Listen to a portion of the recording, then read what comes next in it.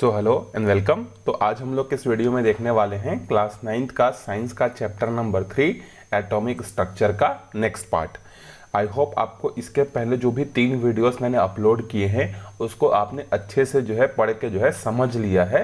अगर वो तीनों वीडियोस अगर आपको क्लियर हैं तभी आप ये जो बोर्सबरी थ्योरी है जिसको अभी हम लोग पढ़ने वाले हैं इलेक्ट्रॉन के डिस्ट्रीब्यूशन का, वो आपको बहुत अच्छे से जो है समझ में आएगा। ठीक है, तो अगर आप सीधा ये वीडियो देख रहे हैं तो एक बार मैं आपको रिकमेंड करूंगा कि आप थोड़ा सा जाके पिछले वीडियोस को देखिए, उससे ये लिंक्ड है।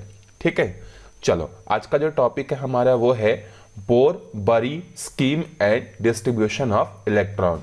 तो अभी तक हमने जितना भी पढ़ा, जहां तक की स्टोरी हमने समझी थी, उसमें हम लोग कहां तक पहुंच गए थे, रदरफोर्ड के एक्सपेरिमेंट तक जो है हम लोग पहुंच गए थे कि रदरफोर्ड ने क्या किया, अपने 2 स्टूडेंट गीगर और मार्सडेन के साथ मिलकर जो है किसी भी एटम के अंदर में किस तरीके से इलेक्ट्रॉन प्रोटॉन किस तरीके से वो सेटल्ड रहते हैं उसकी जानकारी करने के लिए उन्होंने जो है क्या किया था, एक जो है अल्फा स्कैटरिंग वाला एक्सपेरिमेंट जो है किया था।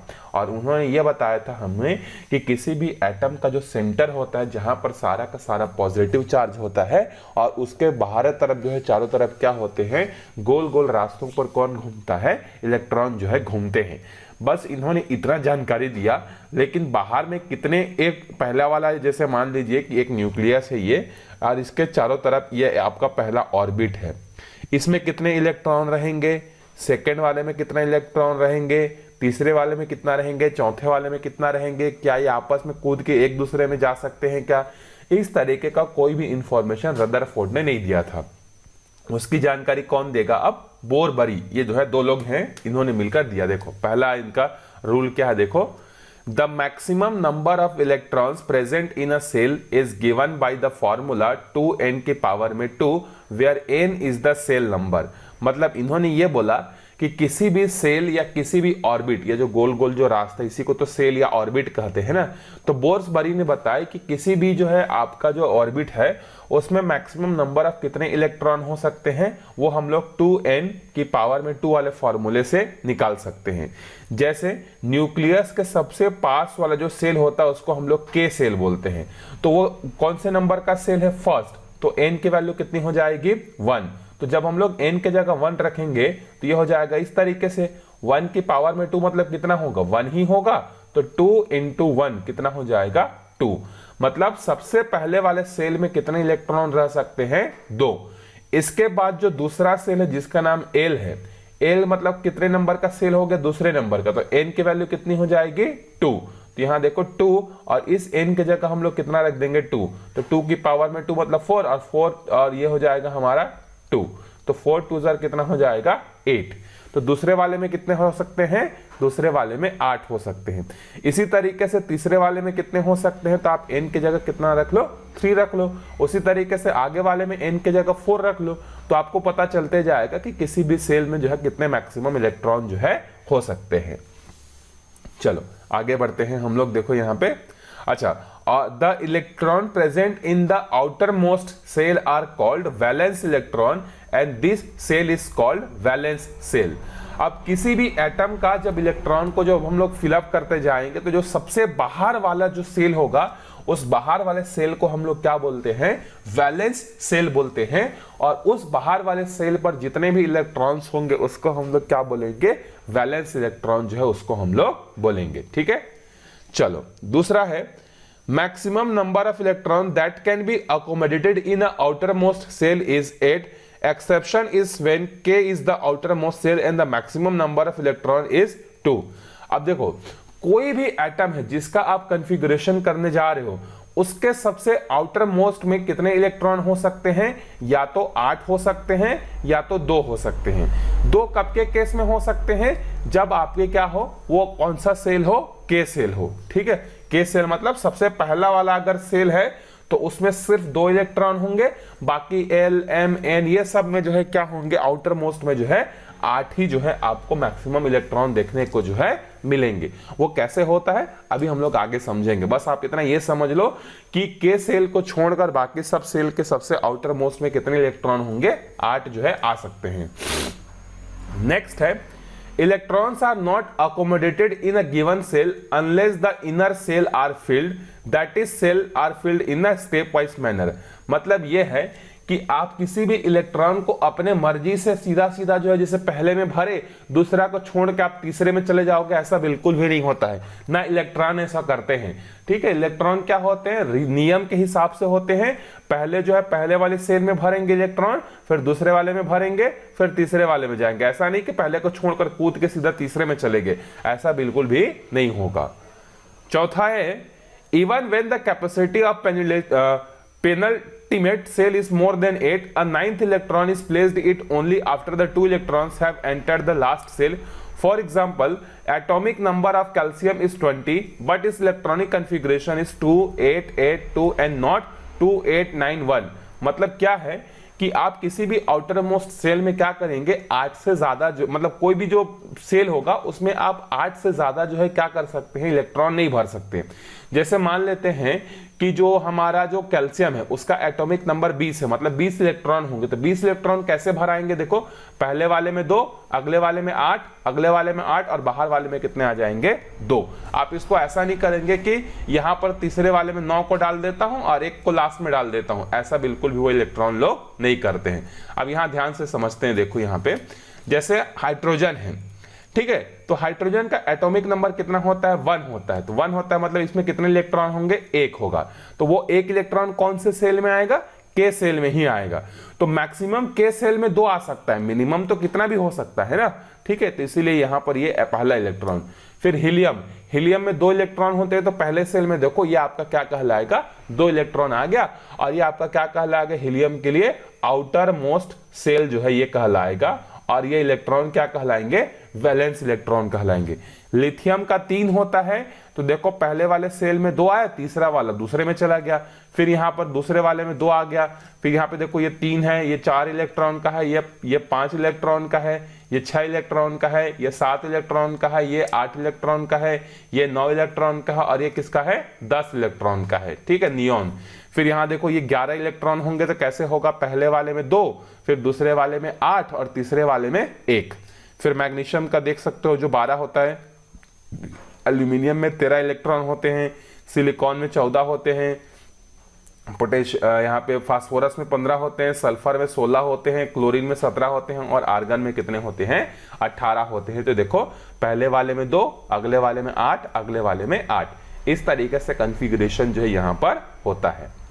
चलो आगे बढ़ते हैं हम लोग अगले क्वेश्चन पे। देखो अच्छा, यहाँ पे आपको इसी को देख के फिलअप करना है कि क्या क्या होगा। देखो कार्बन का कितना होगा, के में 2 होगा, एल में कितना होगा, 4 होगा, तो ये आपका क्या कहलाएगा, 2,4 कहलाएगा।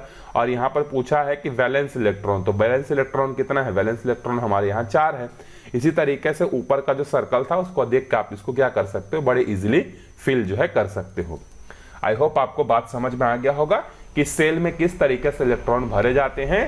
हाइड्रोजन और हीलियम में छोड़कर बाकी सब में जो है कितने हो सकते हैं, बाहर में 8 जो है हो सकते हैं। चलो आगे बढ़ते हैं, अब हम लोग देखते हैं atomic number and atomic mass. तो देखो एटॉमिक नंबर और एटॉमिक मास कैसे कैलकुलेट किया जाता है किसी भी एटम का, तो ध्यान से देखना। द कैनल रे discovered by Goldstein in 1886 were positively charge. हम लोगों ने पढ़ा था, एक तो क्या हुआ था, कैथोड रे एक्सपेरिमेंट हुआ था, और दूसरा क्या हुआ था, कैनल रे एक्सपेरिमेंट हुआ था। तो कैनल रे एक्सपेरिमेंट से जो है हम लोगों ने देखा था कि वहां पर कौन सी रेज निकलती हैं, वहां पर पॉजिटिवली चार्ज जो है रेज निकलती है, जिसकी डिस्कवरी किसने की थी, गोल्डस्टीन ने करी थी। These later led to discovery of the second subatomic particle proton। और यही जो पॉजिटिव चार्ज है आगे चलकर जो है पता चला कि ये एटम के अंदर में न्यूक्लियस में बैठा रहता है, और उसका नाम क्या रखा गया, प्रोटॉन। जिस तरीके से कैथोड रे से पता चला था इलेक्ट्रॉन के बारे में, उसी तरीके से जो है आपका कैनल रे से हम लोगों को पता चला कि किसी भी एटम का सब एटॉमिक पार्ट क्या होता है, प्रोटॉन होता है। ये प्रोटॉन कहां पर बैठा होता है, न्यूक्लियस पे बैठा होता है। Proton is positively charged and its charge is equal in magnitude but opposite that of electron। अब देखो किसी भी इलेक्ट्रॉन के अंदर में जितने चार्ज होते हैं, उतना ही चार्ज किसमें होता है, पॉजिटिव में भी होता है। अभी आप चार्ज को ज्यादा डिटेल में मत समझने की कोशिश करिए, बस ये रखिए कि इलेक्ट्रॉन जो होता है उसमें नेगेटिव चार्ज होते हैं और प्रोटॉन जो होता है उसमें पॉजिटिव चार्ज होते हैं, ठीक है। क्योंकि ये आप जब 12th में जाओगे तो 12th का पहला चैप्टर है इलेक्ट्रोस्टैटिक करके, वहां पर आपको चार्ज के बारे में एकदम डिटेल से समझाया जाएगा कि चार्ज पॉजिटिव कैसे होते हैं, नेगेटिव कैसे होते हैं। बस अभी आप ये समझ लीजिए कि जो इलेक्ट्रॉन पाया जाता है उसमें नेगेटिव चार्ज पाया जाता है और जो प्रोटॉन होता है उसमें पॉजिटिव चार्ज जो है होता है। और जितना नेगेटिव चार्ज उतना ही पॉजिटिव चार्ज, मतलब जैसे मान लेते हैं कि एक इलेक्ट्रॉन में जो है 10 नेगेटिव चार्ज हैं, तो एक प्रोटॉन में क्या होगा, 10 पॉजिटिव चार्ज होगा। तो देखो दोनों का मैग्नीट्यूड 10-10 सेम है कि नहीं, बस साइन क्या है, अपोजिट है। Chadwick discovered a third subatomic particle, neutron. Neutron had no charge and its mass was nearly equal to that of proton. फिर बाद में जो है 1932 में एक और आदमी आया जिसका नाम था जेम्स चैडविक, और जेम्स चैडविक ने क्या किया, 1932 में एक और सब एटॉमिक पार्टिकल का डिस्कवरी कर दिया और उसमें जो है क्या था, उसका नाम उन्होंने रखा neutron.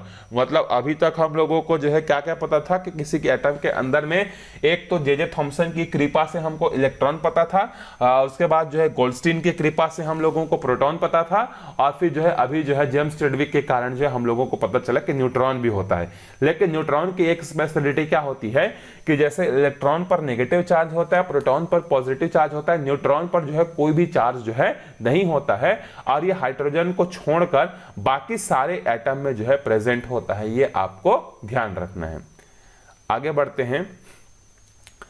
We now know that an atom has different subatomic particles, namely proton, neutron and electron। तो अगर आपसे पूछेगा कि किसी भी एटम के जो है सब एटॉमिक पार्टिकल्स क्या क्या होते हैं, तो आप इन तीनों का नाम लिख दोगे, इलेक्ट्रॉन, प्रोटॉन और न्यूट्रॉन। ये एटम के क्या है, सब एटॉमिक पार्ट हैं, ये सब उसके अंदर में होते हैं।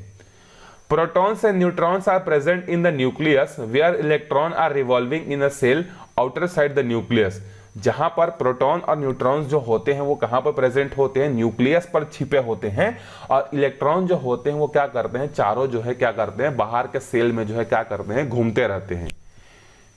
In a neutral atom the number of proton is equal to the number of electron. अगर हम लोग किसी एटम की बात करते हैं तो किसी एटम के अंदर में जितने प्रोटॉन होते हैं ना, उतना ही क्या होता है, इलेक्ट्रॉन होता है। The total number of proton present in an atom is known as atomic number and it is denoted by letter Z। अब आपको अगर पूछेगा कि what is atomic number, तो आप क्या लिखोगे, The total number of proton present in an atom is known as the atomic number। तो अगर हम बोलते हैं कि किसी एटम का एटॉमिक नंबर 10 है, इसका मतलब वहां पर 10 प्रोटॉन प्रेजेंट है। अगर मैं बोलता हूं कि किसी एटम का एटॉमिक नंबर 50 है, मतलब उसके न्यूक्लियस में 50 प्रोटॉन प्रेजेंट है, तो जितने किसी एटम के न्यूक्लियस में प्रोटॉन होते हैं वही उसका क्या कहलाता है, एटॉमिक नंबर कहलाता है, ठीक है। और इसको किससे रिप्रेजेंट करते हैं हम लोग, Z से। तो Z इज इक्वल टू क्या हो जाएगा, देखो ये आपका हो जाएगा एटॉमिक नंबर। और ये कैसे पता चलता है, देखो ये पता चलता है नंबर ऑफ प्रोटॉन को गिन लो या नंबर ऑफ इलेक्ट्रॉन को गिन लो, ठीक है, दोनों एक ही बात है। जैसे मैं बोलूंगा कि एक एटम का एटॉमिक नंबर 8 है, मतलब ये होगा आपका 8 प्रोटॉन होगा उसमें और 8 उसमें क्या होगा, इलेक्ट्रॉन होगा। अगर किसी एटम का एटॉमिक नंबर 10 है, मतलब उसमें क्या होगा, 10 प्रोटॉन होगा और 10 क्या होगा, इलेक्ट्रॉन होगा। तो एटॉमिक नंबर के लिए आप इस फॉर्मूले को ध्यान रखिए, Z इज इक्वल टू होता है एटॉमिक नंबर और ये किसके बराबर होता है, number of proton present in an atom या number of electron present in an atom, ठीक है। Usually the mass of an atom is taken as the sum of the masses of neutron and proton present in the nucleus and called the mass number. The unit for mass number is unified mass, U. The subatomic particles neutrons and proton present in the nucleus are also called nucleons। अब देखो जो किसी atom के nucleus में present होता है, मतलब अभी के एग्जांपल में प्रोटॉन और न्यूट्रॉन, तो प्रोटॉन और न्यूट्रॉन इन दोनों को एक जोड़कर क्या नाम दिया जाता है, न्यूक्लियंस, ठीक है, या न्यूक्लियंस ये नाम जो है दिया जाता है, ठीक है, समझ में आ गया। तो एटॉमिक नंबर ऐसे निकालते हैं। अब देखो एटॉमिक मास कैसे निकालते हैं, ठीक है। एटॉमिक मास निकालने के लिए आपको क्या करना पड़ेगा, जो नंबर ऑफ प्रोटॉन है प्लस नंबर ऑफ जो न्यूट्रॉन है, इन दोनों को आपको क्या करना पड़ेगा, जोड़ना पड़ेगा, तब जाके जो है आपको क्या पता चलेगा किसी भी एटम का एटॉमिक मास जो है पता चलेगा। अब जैसे किसी भी एटम का एटॉमिक मास 10 है तो इसका यूनिट क्या होगा 10U। U का मतलब होता है यूनिफाइड मास, जबकि एटॉमिक नंबर के लिए कोई यूनिट नहीं होता, एटॉमिक मास के लिए U जो है क्या होता है, एक यूनिट जो है होता है। आई होप ये दोनों चीजें आपको समझ में अच्छे से आ गई होंगी। अगर ये दोनों चीजें समझ में आ गई होंगी तो इससे रिलेटेड आप न्यूमेरिकल बड़े आराम से बना सकते हो। मैं आपको एक बार फिर से रिकैप कर देता हूं। अगर आपको एटॉमिक नंबर जानना है तो या तो कितने प्रोटॉन है वो देख लो या कितने इलेक्ट्रॉन है वो देख लो, आपको एटॉमिक नंबर पता चल जाएगा। जैसे किसी एटम का एटॉमिक नंबर 24 है अगर बोलता हूं तो आपके दिमाग में तुरंत क्लिक करना चाहिए कि अगर एटॉमिक नंबर 24 है इसका मतलब उसमें 24 प्रोटॉन होंगे और 24 क्या होंगे, इलेक्ट्रॉन होंगे। ठीक है, तो इलेक्ट्रॉन और प्रोटॉन का नंबर बराबर होता है, लेकिन न्यूट्रॉन का नंबर बराबर नहीं होता, न्यूट्रॉन कम ज्यादा होते हैं। ठीक है, जैसे मैं बोलता हूं कि एक हमारे पास एटम है, उस एटम का एटॉमिक नंबर 16 है, तो इसका मतलब यह है कि इसमें प्रोटॉन कितना है 16 है, इलेक्ट्रॉन कितना है 16 है, लेकिन जरूरी नहीं है कि न्यूट्रॉन भी क्या हो हमारा 16 हो, 16 से कम भी हो सकता है, 16 से ज्यादा भी हो सकता है, लेकिन प्रोटॉन और इलेक्ट्रॉन ये हमेशा बराबर रहेंगे। ठीक है, तो और एटॉमिक मास निकालोगे कैसे, कितने प्रोटॉन है और कितने न्यूट्रॉन है, इन दोनों को जोड़कर जो है आप क्या कर सकते हो, निकाल सकते हो। ठीक है, उसके बाद उसका रिप्रेजेंटेशन कैसे होता है, इस तरीके से होता है। जैसे मैं बोलता हूं सोडियम, सोडियम का एटॉमिक सिंबल क्या होता है, Na होता है। ठीक है, एटॉमिक सिंबल कितना होता है, Na। तो हम लोग जब सोडियम के बारे में लिखेंगे ना तो नीचे में हम लोग यहां पर लिखेंगे उसका एटॉमिक नंबर, तो कितना होता है, एटॉमिक नंबर 21 होता है, और इसका एटॉमिक मास कितना होता है, इसका एटॉमिक मास 23 होता है।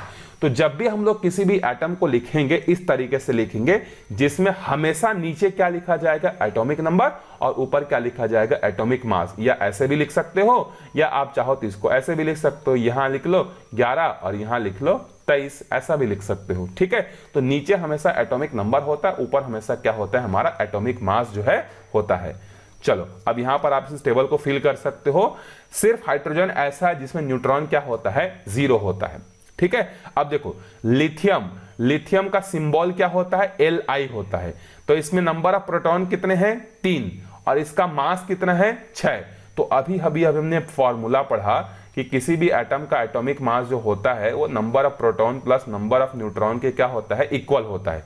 तो अभी देखो लिथियम का जो मास है वो कितना है, 6 है, और इसमें नंबर ऑफ प्रोटॉन कितने हैं, 3 है। तो अगर मुझे नंबर ऑफ न्यूट्रॉन कर निकालना है तो क्या करेगा, 3 वहां जाके माइनस करेगा, मतलब न्यूट्रॉन कितने आ जाएंगे, 3 आ जाएंगे। ठीक है, उसी तरीके से देखो कार्बन, ठीक है, कार्बन का प्रोटॉन कितने हैं, 6, तो मास में से 6 को घटा दो कितना बचेगा, 6, तो ये न्यूट्रॉन का नंबर है। ठीक है, यहां पर कितना आएगा न्यूट्रॉन, 8 आएगा। अब देखो सोडियम, सोडियम का एटॉमिक नंबर 11 है, मतलब प्रोटॉन कितने हैं, 11, और इसका एटॉमिक मास कितना है, 23। अगर मुझे नंबर ऑफ न्यूट्रॉन्स जानना है तो मैं क्या करूंगा, इस फॉर्मूले को यूज करूंगा, mass is equal to proton plus neutron. तो मास के जगह कितना रख दूंगा, 23, प्रोटॉन के जगह कितना रख दूंगा, 11, तो 23 में से 11 चले जाएगा तो कितना बचेगा, 12, तो 12 इसमें क्या रहेंगे, हमारे न्यूट्रॉन्स रहेंगे। ठीक है, यहां पर कितने रहेंगे हमारे पास, 14। तो इस तरीके से आप इस टेबल को क्या कर सकते हो, फिल कर सकते हो, बड़े आराम से आपको समझ में आ जाएगा। ठीक है, चलो अब आगे देखते हैं हम लोग isotopes, atomic mass and isobar. ठीक है, तो अब देखो यहां पर if we look at carbon in nature, it seems that the mass number of atom in the some cases is 12 and some cases in 14। जब हम लोग कार्बन के बारे में स्टडी किए तो हमको पता चला कि कुछ ऐसे कार्बन हमको मिलते हैं जिसमें कार्बन का एटॉमिक मास 12 होता है, और कुछ ऐसे भी मिलते हैं जहां पर कार्बन का एटॉमिक मास 14 होता है। ये कैसे पॉसिबल है? Actually carbon 12 and carbon 14 have different number of neutrons. ये कैसे हो सकता है? तो नेचर ने ही ऐसा बनाया है कि कुछ कार्बन को ऐसा बनाया है जिसका एटॉमिक नंबर या एटॉमिक मास जो है वो 12 है, और कुछ कार्बन का एटॉमिक मास जो है कितना है, 14 है। तो इन दोनों में डिफरेंस का रीजन क्या है? इनके नंबर ऑफ न्यूट्रॉन्स पे। अगर हम लोग कार्बन 12 की बात करते हैं तो इसमें जो है 6 न्यूट्रॉन होंगे, और कार्बन 14 की जब बात करते हैं तो इसमें क्या होंगे, 8 न्यूट्रॉन्स जो है प्रेजेंट होंगे। आया बात समझ में? प्रोटॉन का नंबर सेम होगा, प्रोटॉन दोनों में 6 होंगे, लेकिन न्यूट्रॉन का नंबर एक में 6 होगा और एक में क्या होगा, 8 होगा। उसी तरीके से क्लोरीन में भी ऐसा होता है। कुछ क्लोरीन जो होते हैं जिसमें क्या होता है, जिसका एटॉमिक नंबर 35 होता है, एटॉमिक मास 35 है, और कुछ का होता है 37 होता है। तो दोनों की अगर बात किया जाए तो यहां पर जो नंबर ऑफ न्यूट्रॉन्स होंगे वो कितने होंगे? देखो क्लोरीन का एटॉमिक नंबर 17 होता है, मतलब क्लोरीन में प्रोटॉन कितने होंगे? 17 होगा। ठीक है, दोनों जगह 17 होगा, इसमें भी प्रोटॉन 17 होगा, इसमें भी प्रोटॉन 17 होगा। अब इसका एटॉमिक मास 35 है, तो 35 में से 17 को घटा दो, आपको कितना मिल जाएगा? 18। तो 18 इसमें न्यूट्रॉन है, और यहां पर जो है न्यूट्रॉन कितने हैं? 20 हैं। आया बात समझ में? अगर इलेक्ट्रॉन गिनने जाओगे तो इलेक्ट्रॉन तो 17 ही होंगे, प्रोटॉन और इलेक्ट्रॉन आपस में बराबर होते हैं। तो क्लोरीन 35 में 18 न्यूट्रॉन होते हैं, और क्लोरीन 37 में जो है 20 न्यूट्रॉन्स होते हैं। ठीक है, अब देखो इसका एक स्पेशल नाम है, The atom of such element where the atomic number is same but mass is different are called isotopes। इसको क्या बोला जाता है? आइसोटोप्स बोला जाता है। ठीक है, तो आइसोटोप्स का मतलब क्या हुआ? ऐसे एटम्स जिनका एटॉमिक नंबर तो सेम होता है लेकिन एटॉमिक मास क्या होता है? डिफरेंट होता है, वो क्या कहलाता है? हमारा आइसोटोप जो है कहलाता है। जैसे यहां पर एग्जांपल में कार्बन 12 और कार्बन 14, एक में जो है देखो दोनों का जो है एटॉमिक नंबर कितना है? 6 है, लेकिन दोनों का मास क्या है? अलग अलग है। एक का जो है क्या है? 12 है, और एक का क्या है? 14 है। उसी तरीके से क्लोरीन इसका एग्जांपल है। चलो, अब आइसोटोप समझ में आ गया। एटॉमिक नंबर सेम रहेगा बट एटॉमिक मास क्या रहेगा? डिफरेंट रहेगा। जैसे और भी एग्जांपल है आइसोटोप के, जैसे कोबाल्ट है, कोबाल्ट के आइसोटोप का जो उपयोग होता है कैंसर के ट्रीटमेंट में होता है। आयोडीन के जो आइसोटोप होते हैं उसका ट्रीटमेंट जो गोइटर के ट्रीटमेंट के लिए होता है। यूरेनियम के जो होते हैं उसका उपयोग जो है आपका न्यूक्लियर रिएक्टर में होता है। ठीक है, समझ में आ गया?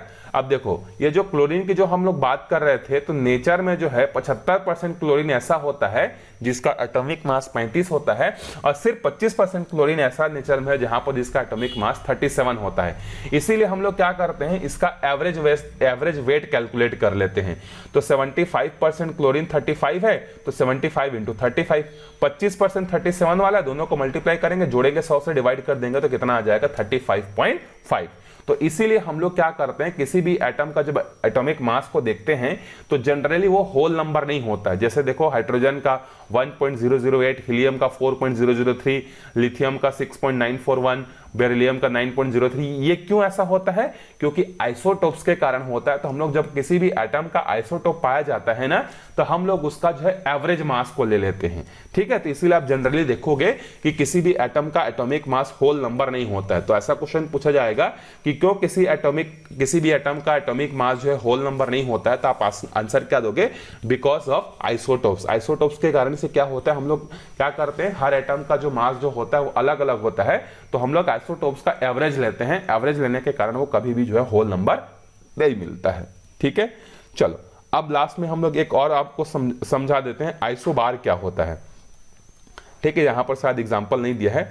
आइसोबार का मतलब क्या होगा? देखो, जिसका एटॉमिक जो नंबर है, एटॉमिक नंबर क्या रहेगा?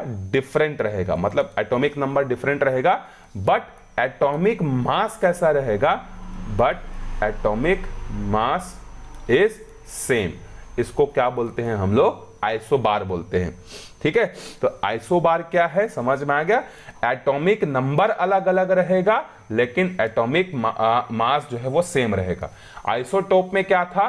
एटॉमिक नंबर सेम था, एटॉमिक मास क्या था? अलग अलग था।